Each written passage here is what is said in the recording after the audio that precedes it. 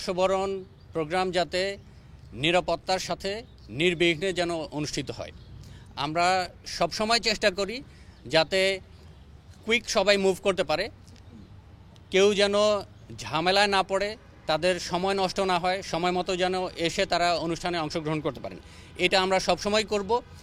Bag সাধারণত carry করতে দেওয়া হয় না, এবারও নিষেধাজ্ঞা দেওয়া হয়েছে, কারণ যখন ব্যাগ থাকে তখন অনেক কিছু সার্চ করতে যেয়ে আরও সময় নষ্ট হয়, তখন আরও বেশি দেরি হবে এবং সেখানে গোপনে অনেক কিছু নিয়ে আসতে পারে।